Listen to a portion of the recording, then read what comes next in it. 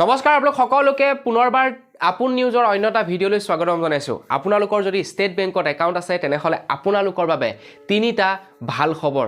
কোন বেংকত বাৰু আপোনাৰ একাউণ্ট আছে কমেণ্ট কৰি জনাবচোন।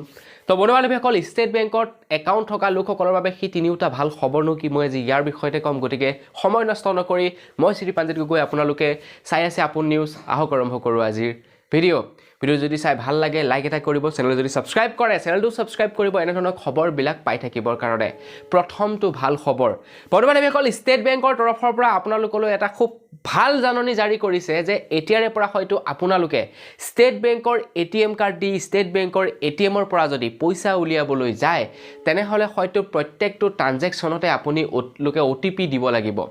আগতে কি হয়, আপোনালোকে কেৱল 10,000 টকাতকৈ বেছি যদি পইচা উলিয়ায় ATMৰ পৰা তেতিয়া আপোনাৰ মোবাইল নাম্বাৰত এটা OTP আহে আৰু সেই OTPটো আপোনালোকে এণ্টাৰ কৰিলেহে 10,000 টকাটো ওলায়। কিন্তু এতিয়া সকলোবিলাক পইচাৰ ক্ষেত্ৰতে এই নিয়মটো হ'ব। 1,000 টকা উলিয়াবলৈও আপোনালোকে OTP দিব লাগিব, 500 টকা উলিয়াবলৈও OTP আপোনালোকে দিব লাগিব। কি কাৰণে এই নিয়মটো কৰিছে? যাতে আপোনাৰ ATM কাৰ্ডখন বেলেগে ব্যৱহাৰ কৰিব নোৱাৰে, তাৰ বাবে এই বিশেষ নিয়মটো বনাইছে। আপোনাৰ ATM কাৰ্ডখন ধৰি লওক কোনোবাই চুৰি কৰি লৈ গ'ল, আপোনাৰ ATMৰ পিন নাম্বাৰো জানে, তথাপিও ATMৰ পৰা পইচা উলিয়াব নোৱাৰিব আপোনাৰ বিনা অনুমতিত। তো এইটো হৈছে প্ৰথমটো ভাল খবৰ। কেনেকুৱা লাগিছে খবৰটো জানি কমেণ্ট কৰি জনাব। আগবাঢ়িছোঁ ইয়াৰ পাছৰ ভাল খবৰটোৰ ফালে।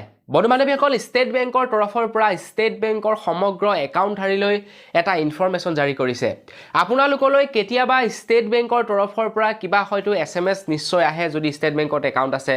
তো ষ্টেট বেংকৰ একাউণ্টৰ তৰফৰ পৰা জনাইছে যদি ষ্টেট বেংকৰ পৰা প্ৰকৃততে SMS আহে তেনেহ'লে SMS-টোৰ আগত SBI বা SBI BNK বা SBINB বা SBI YONO বা ATM SBI এনেধৰণৰে SMS আহিব।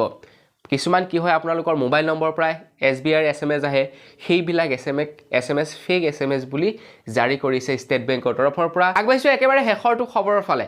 আপোনালোকে যদি 31 মাৰ্চ 2022 চনৰ ভিতৰত যদি পান কাৰ্ড আৰু আধাৰ কাৰ্ড লিংক নকৰে তেনেহ'লে আপোনালোকে পইচা উলিয়াব নোৱাৰিব বুলি জনাইছে ষ্টেট বেংকৰ তৰফৰ পৰা।